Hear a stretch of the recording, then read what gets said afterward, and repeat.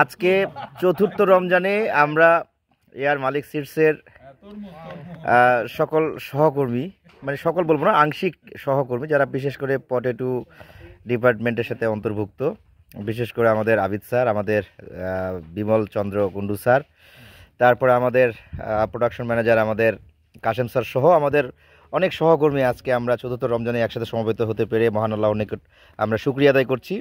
সবচেয়ে বেশি আনন্দের বিষয় হচ্ছে যেটি যে এরকম আসলে খোলা জায়গা অর্থাৎ খোলা আকাশের নিচে সচরাচর কেউ ইফতার করে না, কিন্তু আমরা করছি। আমাদের একটা আত্মতৃপ্তির জায়গা হচ্ছে যে এই যে না, সবচেয়ে বড় কথা হচ্ছে যে এই যে যেদিকে চোখ যায়, যত দূর চোখ যায়, সবই কিন্তু এয়ার মালিক সিডসের গুণগত মানসম্পন্ন বীজ উৎপাদন কেন্দ্র, মানে আলুর বীজ উৎপাদন হচ্ছে এখানে। তো এটাই হচ্ছে আত্মতৃপ্তির জায়গা যে আমাদের ক্ষেতের পাশে আমরা বসে ইফতার করছি, এটি হচ্ছে সবচেয়ে বড় আনন্দের জায়গা। আরেকটা যদি মাত্রা যোগ করা যায় সেটি হচ্ছে এই যে পাশেই আমাদের যে প্রতিবেশী দেশ ইন্ডিয়ান বর্ডার আর কি, তো এই পাশেই আমরা ইফতার করছি। তো সব মিলিয়ে আজকে এই ঘটনাকে আমরা আমাদের ক্যামেরায় বন্দি করে রাখলাম। হয়তোবা যদি আল্লাহ বেঁচে রাখে আবারও সামনের দিন আমরা একত্রিত হব, এই মুড়িকে আমরা দেখতে পাবো। হ্যাঁ, তো এই ভিতরের চিত্রটা একটু দেখাই। আসলে এইটা আমার কাছে মনে হয়েছে যে ঠিক যেন আমরা আরব শেখ, যদিও আরব শেখ না, তারপরেও ঠিক আরব শেখের মতো আমরা কিন্তু সবাই একযোগে, মানে একই বিছানায় খাবার মানে দেওয়া আছে, সবাই যে যার মতো করে ইচ্ছা মতো খাবার খাচ্ছে। এটা আমার মনে হয় যে ইসলামের বিধানও এরকমই, যে এক জায়গা থেকে খাবার খাওয়া সম্ভবত শূন্য, যদিও আমি হাদিসের বিষয় তো জানি না, তবে এটা ইসলামে বলা আছে যে এক জায়গায় খাবার খাওয়াটা মানে খুবই এটার একটা মানে বরকত হয় আর কি। তো এই বিষয়ে অবশ্য আমাদের আসাদ ছাড়া অবশ্য জানার কথা, কিন্তু বলছে না কিছুই। হ্যাঁ, খেয়ে যাচ্ছে, মানে মানে খেলে যে কম, মানে কথা বললে যে দ্রুত হবে না, এই জন্য মুখ ধরাচ্ছে না। ঠিক আছে, আসলেই দেখেন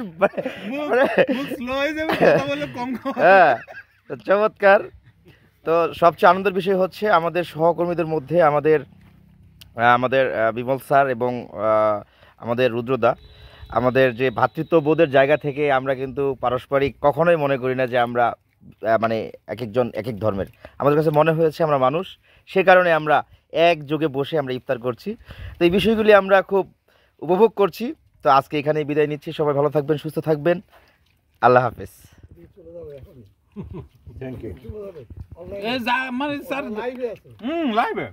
না স্যার, এখন বলেন, আমার ক্যামেরা কিন্তু এখনো অন অফ হয় নাই। হ্যাঁ, এখন বলতে পারেন, আপনার অভিমতটা প্রকাশ করতে পারেন। ধন্যবাদ। কেমন লাগলো? খুবই একটা দারুণ বিষয়। রোজা সারাদিন রোজা পালনের পর এই যে সম্মিলিতভাবে একটা ইফতার পার্টিতে অংশগ্রহণ করতে পারে, আমি আসলে খুব ভালো লাগতেছে। আমিও যদি পার্সিয়াল রোজা ছিলাম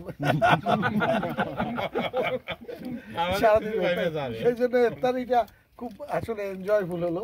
সকলকে ধন্যবাদ। আয়োজন যারা করেছে, বিশেষ করে বিল্লাহ সহ, এখানে লিলটন ভাই, লিডর, হ্যাঁ হ্যাঁ, এরা দুইজন যে আয়োজন করছে, দেখলাম আইটেমের কোনো ঘাটতি নাই, অসংখ্য আইটেম করছে, ফল ফ্রুট তো কোনোটা বাদ নাই।